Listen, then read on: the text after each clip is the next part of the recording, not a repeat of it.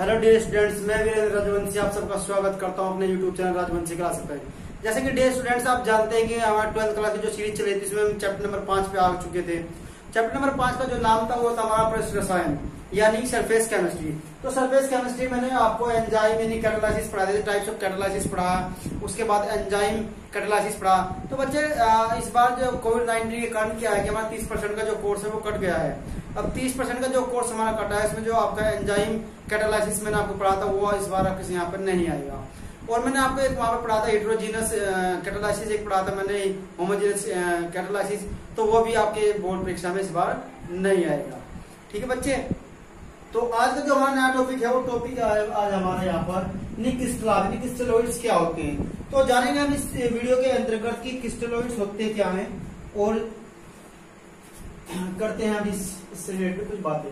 ठीक है नहीं, तो क्रिस्टलोइड्स की बात करें स्टूडेंट्स, जैसे कि हम यहाँ पर दिया कि क्रिस्टल आप कहते हैं जिन पदार्थों की विलयन पार्चमेंट झिल्ली में से क्या है वो शीघ्रता से विचलित हो जाते हैं। यानी कि ये बात कर रहा है कि क्रिस्टल जो आपके क्रिस्टलोइड्स हैं वे ऐसे पदार्थ होते हैं यानी कि जिनका अगर मैं सॉल्यूशन की बात करूं तो उनका जो सॉल्यूशन है वो पार्चमेंट मेम्ब्रेन से आसानी से क्या हो जाते हैं, आर पार निकल जाते हैं, विचलित हो जाते हैं। ठीक है ना, तो उनको हम क्या बोल देते हैं, क्रिस्टल आप बोल देते हैं, क्रिस्टलोइड्स उनको ही बोल देते हैं। ठीक है नहीं, तो इसने कहा कि ऐसे पदार्थ ठोस अवस्था में क्या है वो क्रिस्टलीय होते हैं। अब ये कह रहे हैं कि देखो क्रिस्टलोइड्स जो होते हैं वो क्या होते हैं, क्रिस्टलीय होते हैं। यानी कि इस अवस्था क्या है, उनकी जो अवस्था होती है वो कैसी होती है, क्रिस्टलीय होती है। अब क्रिस्टलीय से मतलब ऐसे जैसे कि आपने कभी साल्ट देखा हो, नमक घर में आप सभी ने देखा होगा, चीनी देखी होगी, शक्कर आपने देखी होगी, यानी ये सब क्या होते हैं हमारे, ये क्रिस्टलीय ही होते हैं। ठीक है नहीं, तो एग्जाम्पल हमने कुछ ऐसा ही लिया है। यूरिया आपने देखा होगा, यूरिया भी क्या होता है, क्रिस्टलीय होता है। तो जैसे कि एग्जाम्पल है फर्स्ट स्टूडेंट दिया भी है आपको कि यूरिया है, चीनी है, ग्लूकोज है, NaCl है आदि, ऐसे जितने भी जिसके भी क्रिस्टल होते हैं वो सब क्या होते हैं, आपके क्रिस्टलीय होते हैं।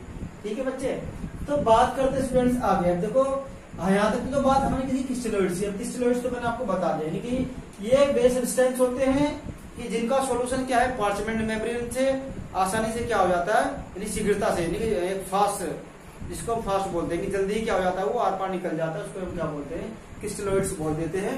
एग्जाम्पल मैंने आपको बता भी दिया है, चीनी, यूरिया, ग्लूकोज, NaCl आदि, ये सब क्या है इसके एग्जाम्पल्स थे।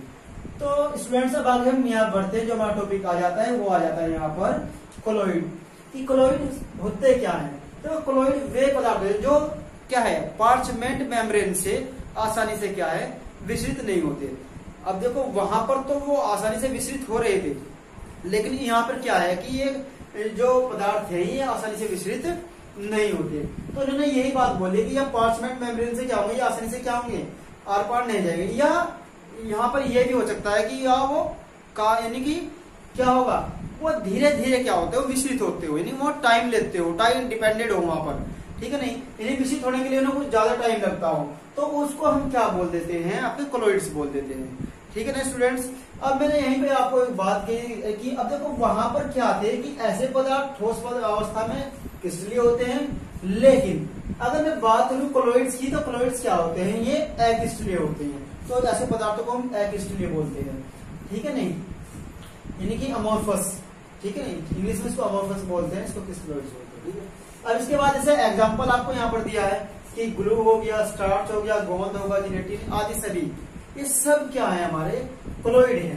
ठीक है नहीं, तो मैंने आपको बताया कि कोलोइड क्या, कोलोइड वे पदार्थ होते हैं जो पार्चमेंट मेम्ब्रेन से आसानी से विचलित नहीं होते या धीरे धीरे विचलित होते हैं, उनको ही हम क्या बोल देते हैं, कोलोइड्स बोल देते हैं। मैंने एग्जांपल में बताया ग्लू है, आपका जिलेटिन है, स्टार्च है, गोंद है, प्रोटीन है, ये जैसे बहुत सारे एग्जांपल आदि सभी क्या हो जाएंगे, हमारे कोलोइड्स हो जाएंगे। तो स्टूडेंट्स अब बात करते हैं कि कोलोइड्स निकाय की विशेषता है कि कैरेक्टरिस्टिक ऑफ कोलोइड सिस्टम्स, कि हमें क्या करना है कि कोलोइड निकाय की विशेषताएं पढ़नी है, कि हमें पढ़नी है कैरेक्टरिस्टिक ऑफ कोलोइड सिस्टम्स।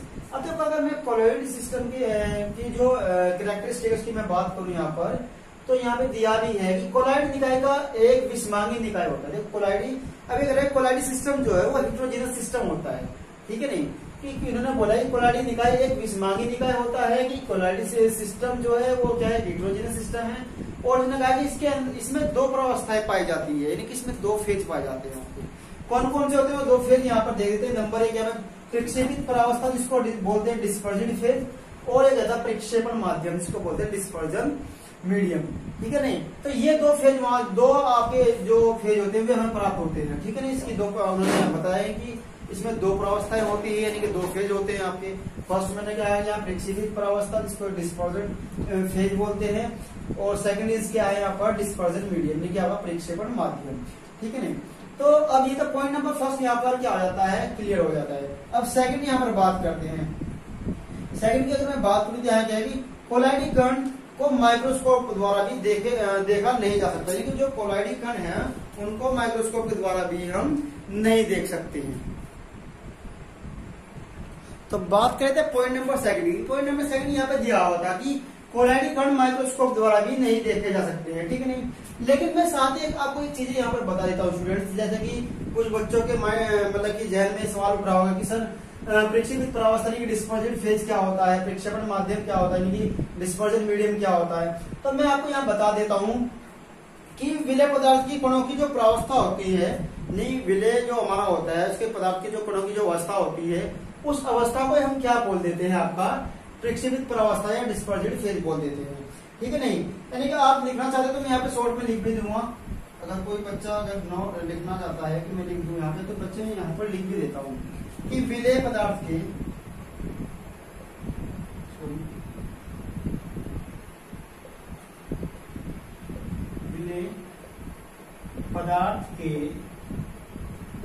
विलय पदार्थ के कणों की परावस्था को प्रक्षेपित परावस्था कहते हैं तथा विलायक माध्यम को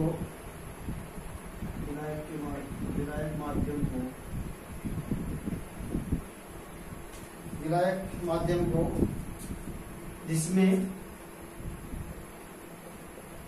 कण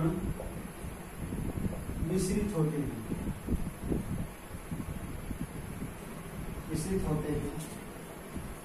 परिक्षेपण माध्यम कहते हैं। परिक्षेपण माध्यम कहते हैं। ठीक है बच्चे, यही इस तरह से देखो यहाँ पर मैं बात करूं बच्चे, यहाँ पर कोलाइडी कण जो है हमारे कोलाइडी विलयन जो है, अब कोलाइडी विलयन बनेगा कैसे। अब यहाँ पर यह तो होगी आपकी प्रक्षेपित परावस्था प्लस साथ में क्या होगा वहां पर प्रक्षेपण माध्यम आपका वहां पर प्रेजेंट होगा, यानी प्रक्षेपित परावस्था लिखेंगे यहाँ पर, चले लिखेंगे प्रक्षेपित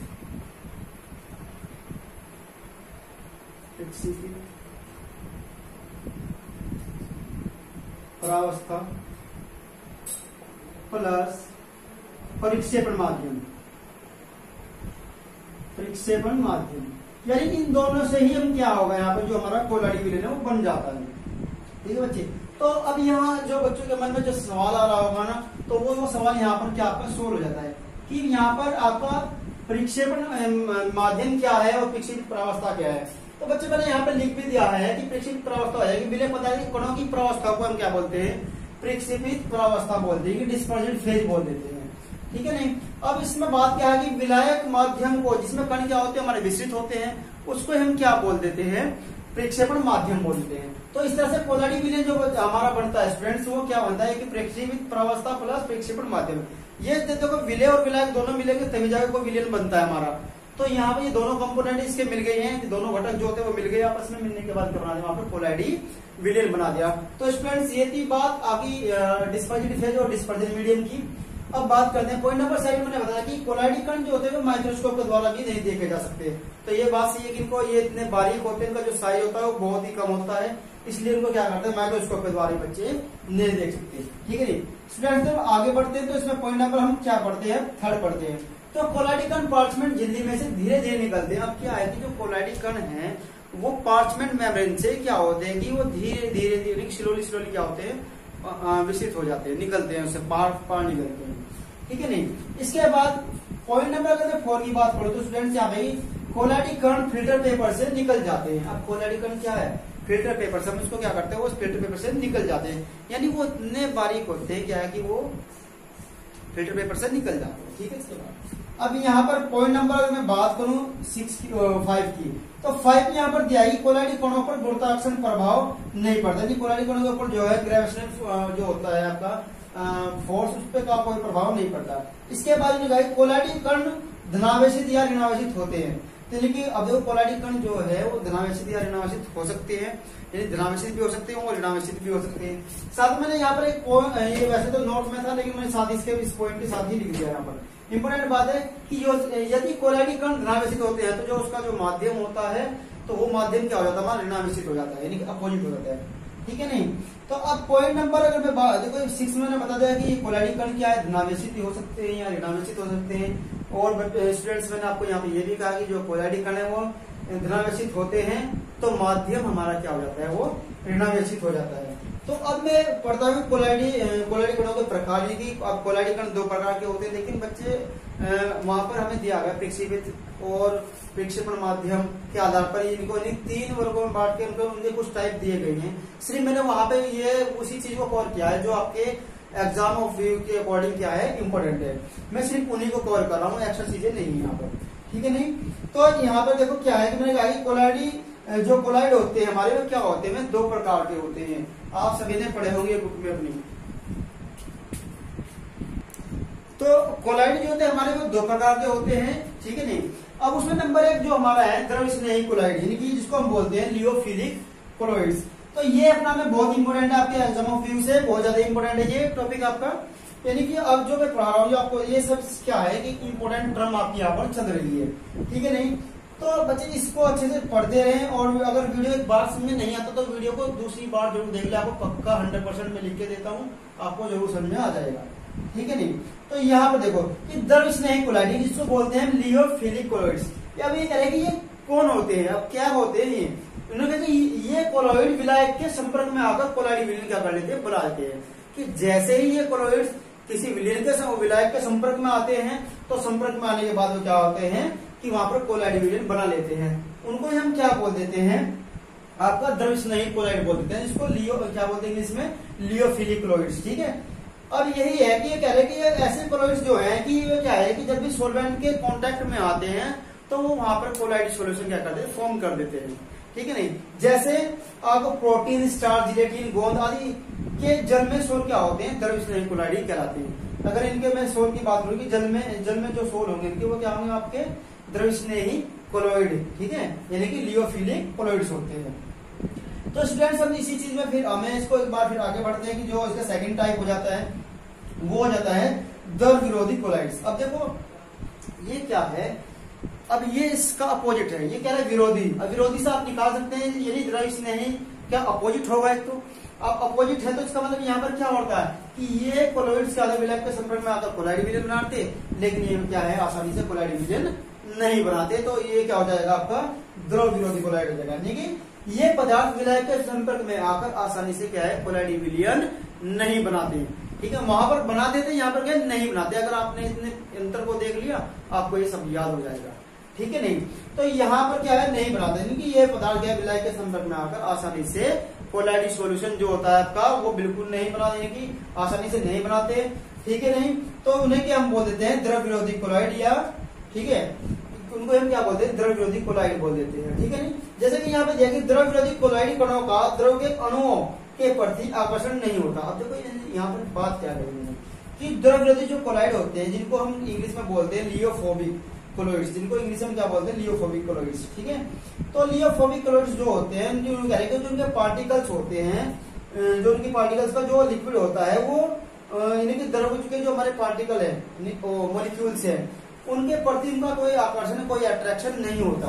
ठीक है नहीं, तो यानी कि वो लिक्विड के जो आपके मॉलिक्यूल्स होते हैं उनके प्रति का कोई भी अट्रैक्शन देखने को नहीं मिलता। ठीक है नहीं, तो जैसे एग्जाम्पल यहाँ पर दिया है कि सल्फर, गोल्ड, फेरिक ऑक्साइड आदि क्या है जल में कोलाइड विलयन के द्रव विरोधी कोलाइड विलयन कहलाते हैं। ठीक है नहीं, तो ये सब क्या है हमारा इन्होंने बताया कि ये फेरिक ऑक्साइड हुआ, सल्फर हुआ, गोल्ड हुआ, तो ये सब क्या है ये जल में कोलाइड विलयन द्रव विरोधी क्या कहलाएंगे कोलाइड विलयन कहलाते हैं। ठीक है, जिनको इंग्लिश में क्या बोलते हैं हाइड्रोफोबिक कोलॉइड्स बोलते हैं। तो बच्चे बहुत ज्यादा इंपोर्टेंट टर्म, मतलब कि आपका चैप्टर का जो टर्म है वो चल गई है, इंपोर्टेंट जोन जिसको हम बोलते हैं आपके एग्जाम ऑफ रिव्यू के अकॉर्डिंग। और जो कोविड-19 की वजह से आपका कोर्स कम करा गया है, मैं साथ साथ वो टॉपिक यहाँ पर मतलब छोड़ता जा रहा हूँ, जिससे आपको ज्यादा ना पढ़ना पड़े, कम पढ़ने पे ही आपकी परसेंटेज जो है वो अच्छी हो जाए। ठीक है, तो अब बात करते हैं स्टूडेंट्स, एक बार रिकॉलिंग की, तो रिकॉलिंग इसकी हम कर लेते हैं। क्रिस्टलाभ क्या होता है कि जिन पदार्थों को 5 मिनट झिल्ली में से क्या है वो आसानी से विकसित हो जाते हैं, तो उनको हम क्या बोलते हैं, क्रिस्टलाभ बोल देते हैं, जिनको कोलॉइड क्रिस्टलॉइड्स बोल देते हैं हमारे। ठीक है नहीं, तो यहाँ पर ऐसे पदार्थ को हमने क्या क्रिस्टलीय बता था, चीनी, यूरिया, ग्लूकोज आदि सब थे। ठीक है, अब कोलॉइड्स हम कह रहे थे कि वो क्या है 5 मिनट झिल्ली से विकसित नहीं हो रहे थे, इसका अपोजिट था। ठीक है, और क्या वो धीरे धीरे विकसित होते थे, उनको एक क्या बोल देते हैं, आपका कोलॉइड्स बोल देते हैं। हमने इसकी कैरेक्टरिस्टिक पढ़ी, मैंने कैरेक्टरिस्टिक आपको बताया कि ये क्या है, कोलॉइड सिस्टम जो होता है वो हेटेरोजेनस सिस्टम में होता है। इसकी दो मतलब फेज बताई, यहाँ पर 2 अवस्थाएं होती है। नंबर 1 आपकी प्रक्षेपित परावस्था, सेकंड है प्रक्षेपण माध्यम, और दोनों को मैंने यहाँ पर समझा भी कि विलय कणों की जो परावस्था को हम प्रक्षेपित परावस्था बोल देते हैं, तथा विलायक के माध्यम को हम क्या बोल देते हैं, यहाँ पर प्रक्षेपण माध्यम बोल देते हैं। तो इन दोनों से मिलने से हमारा क्या बनता है, कोलॉइड सॉल्यूशन बनता है। ठीक है स्टूडेंट्स, इसके बाद पॉइंट नंबर 2 मैंने बताया कि इनके जो पार्टिकल तो बहुत छोटे होते हैं, इसलिए इनको माइक्रोस्कोप से नहीं देख सकते। और हमने ये भी बताया कि ये कोलॉइड कण क्या है 5 मिनट झिल्ली से धीरे धीरे निकलते हैं। इसके बाद कोलॉइड कण क्या है फिल्टर पेपर से निकल जाते हैं, इनका गुरुत्वाकर्षण का प्रभाव नहीं पड़ता। और यहाँ पर दिया है कि कोलॉइड कणों का धना या ऋणावेशित होते हैं, यानी कि धनावेशित होते हैं या ऋणावेशित होते हैं, दोनों में से कोई एक। और साथ ही बताया कि कोलॉइड कण धनावेशित होते हैं तो माध्यम आपका ऋणावेशित हो जाएगा। ठीक है नहीं, इसके प्रकार मैंने आपको द्रव स्नेही कोलॉइड बता दिए, और द्रव स्नेही कोलॉइड मैंने बताया कि जो संपर्क यानी कि विलायक के वे कोलॉइड होते हैं जो विलायक के संपर्क में आते ही कोलॉइड विलयन बना लेते हैं आपके। और यहाँ पे अगर मैं बात करूं द्रव विरोधी की, तो यानी कि वे क्या होते हैं, ये वे पदार्थ होते हैं जो विलायक के कांटेक्ट में आकर क्या है आसानी से कोलॉइड सॉल्यूशन नहीं बनाते। ठीक है नहीं, बस तो ये था आज का हमारा वीडियो का सेशन। अब कैसा लगा बच्चे आप मुझे कमेंट करके जरूर बताएं, आपकी वीडियो आपके लिए कैसा यूजफुल है या नहीं है। ठीक है नहीं, अगर आपको वीडियो अच्छा लगा तो वीडियो को लाइक और शेयर जरूर कीजिएगा। ठीक है, धन्यवाद, थैंक यू फॉर वॉचिंग।